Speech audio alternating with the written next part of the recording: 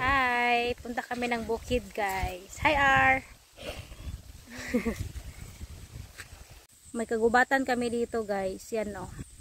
Yan, virgin forest pa yan, guys. Yang lupa na yan, makukuha pa yan sa aking lupa na bigay ni Papa. Yan, guys. Malaking punong kahoy. Lasang pa na siya. Tapos dyan, may sapa. Pero dito, hindi na yan sa amin, sa pinsan ko na yan. Yan, merong mga kawayan. Yan. Hi, be. Sobrang init, guys. Pero punta kami doon sa bukid namin. Halabi, mauna na ang kuan, oh. Namulak ba? Katong, sa tawag ato? Itong, dito mao. Binahumara na namulak. Yung sapa yung boundary, guys. Pero, yan. Sa amin na yan. Bimol na sapa, be, oh. Nuga lagi, no? Sa sobrang init, guys. Yan yung sapa. Parang wala ng tubig. Pero yan, dyan. Amin na yan. Tapos, dito yung mga rubber trees sa amin na yan. Dyan.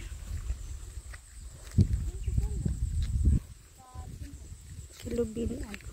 Yan din, guys. Yung mga niyog dyan sa taas. Amin na yan. Tapos, yung mga malaking kahoy dyan, guys. Virgin forest din yan.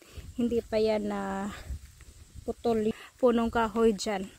As in, marami pa kaming mga forest, virgin forest dito sa amin. Actually, guys, sinadya yan na hindi puputulin ni Papa kasi kung gusto na namin magpagawa ng bahay na kahoy, ay kukuha lang daw dito. Kasi sobrang mahal na ngayon ang kahoy, guys. Kaya sinadya yan ni Papa na hindi putulin. So, continue tayo sa paglakad. Kasi, nandun na si RRO. Ana.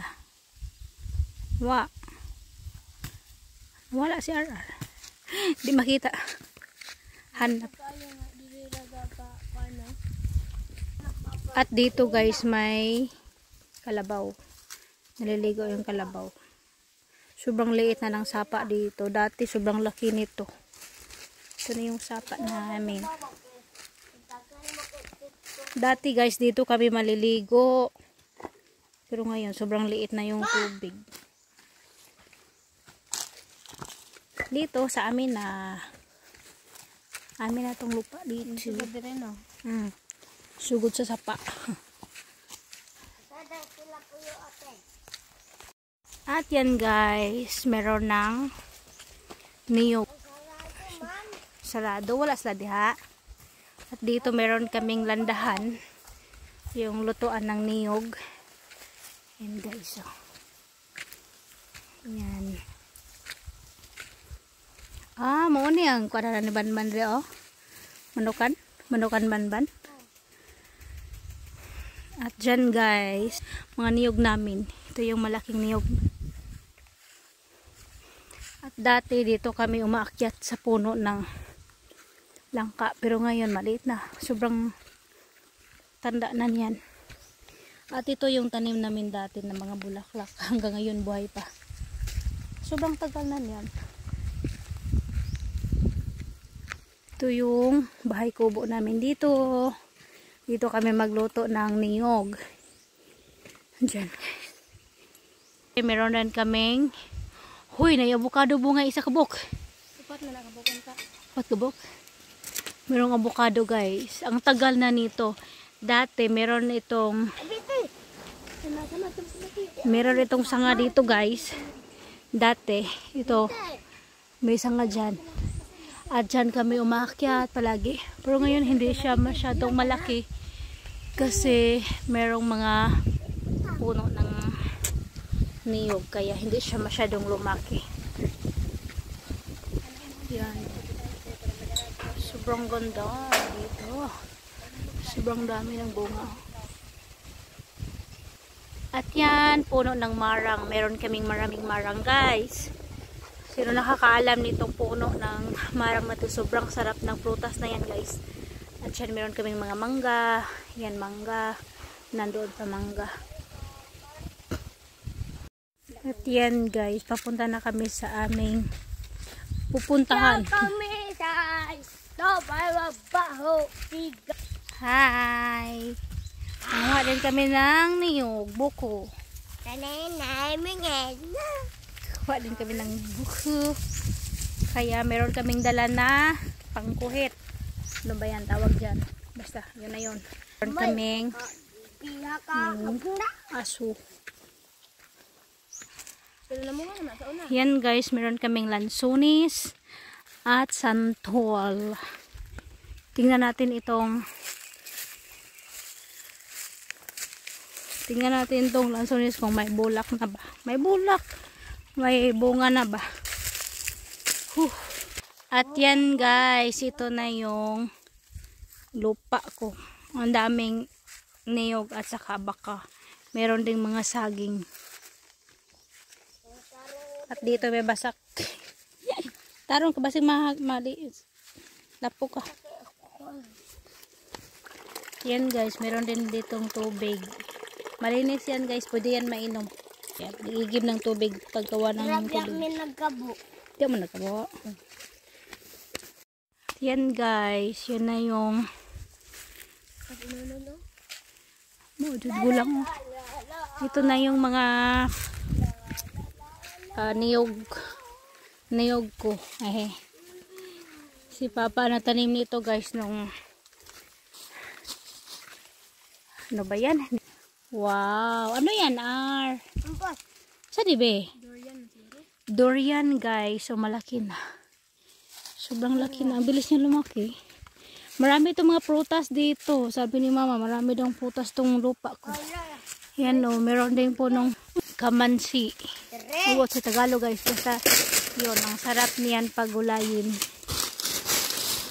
Ay, namatay lagi ang bayaba.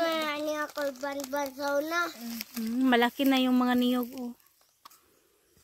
Yan, sobrang laki na yung mga tanim ni Papa. Kasi lupa ko kasi daw yan guys, sabi ni Papa, pero si Papa yung nagtanim. Kumon namin pero nilagay na kami sa mga area. At ito yung sa akin. So, dito din may samtol. Diyan may mga guma. Siguro ako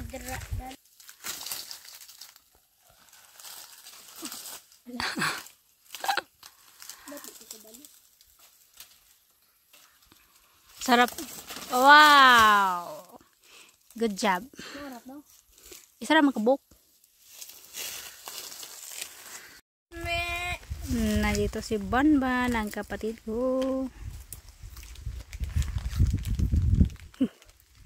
Niapas. Bird. At yan na naman guys, nakakita naman kami ng puso ng saging. 4 oh. Ayan. Kasi gusto kasi namin ano tawag dyan, maghalang-halang ng manok. 1. Gusto namin ng maanghang na manok guys. Kaya manguha kami ng puso ng saging. Kahit sobrang init, ay mangunguha kami para lang masarap yung maanghang-anghang na manok. Ako pa oh. Lakas kaya to ay sir. Ay, ang taas naman ni Bibi.